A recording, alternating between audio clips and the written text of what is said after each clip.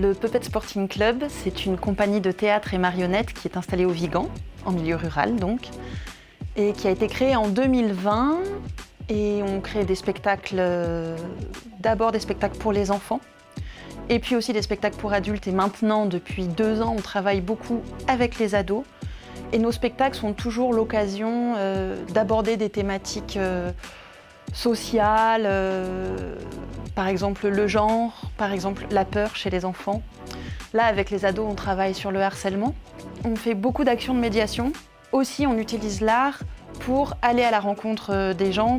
Et le Puppet Sporting Club, au Vigan, travaille auprès des enfants, travaille auprès des ados, travaille aussi auprès des adultes, notamment Festival Mauvais Genre qu'on co-organise avec la mairie du Vigan et la Compagnie Amarante, qui est un festival qui met en avant les femmes et personnes appartenant aux minorités de genre.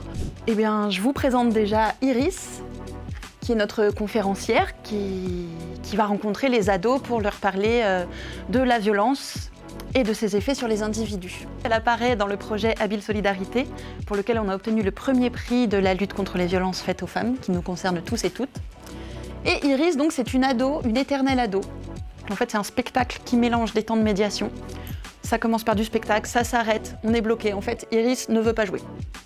Elle veut pas accueillir les ados, elle pleure, elle est désespérée. Nous, ses accompagnateurs et accompagnatrices, on ne comprend pas bien pourquoi. Et petit à petit, on implique les ados, la classe, pour savoir qu'est-ce qui se passe, pourquoi elle n'est pas bien, qu'est-ce qu'on peut faire. Elle finit par nous révéler que quand elle était ado, ses copines l'ont forcée à partager une photo d'une autre de leurs amies, un nude, ce qui permet de parler avec les ados de harcèlement, de cyberharcèlement, de pourquoi ça touche en priorité les femmes, pourquoi ça touche différemment les filles et les garçons, même si ça touche tout le monde. On fait aussi du théâtre forum, où on se dit comment on peut faire pour résister à un groupe d'amis qui nous demande de faire quelque chose qu'on n'a pas envie de faire. Et donc là, on propose aux ados de manipuler des marionnettes qui sont plus simples à manipuler que celle-là. Celle-là, c'est un type bunraku, donc c'est un peu complexe sur la manipulation. La marionnette chez les ados, ça a aussi l'avantage que si on leur demandait eux de jouer, ça peut être plus compliqué. Alors que prendre une marionnette, c'est beaucoup moins exposant. Ils sont très en empathie avec elle et du coup, ça permet une identification et ça permet de les toucher. Et ça nous paraît être un bon point de départ pour avancer dans la lutte contre les violences faites aux femmes, hein, Iris. Bah ouais. Ce prix, c'est une reconnaissance de notre travail, de sa pertinence. Par exemple, les enseignants, dans les établissements scolaires, de voir qu'on a la confiance et la reconnaissance du GAR, c'est sûr que c'est une garantie pour eux. Cette confiance-là, elle est reconnue par les pairs et par les programmateurs et professionnels. Chaque année, c'est de plus en plus dur de boucler les budgets.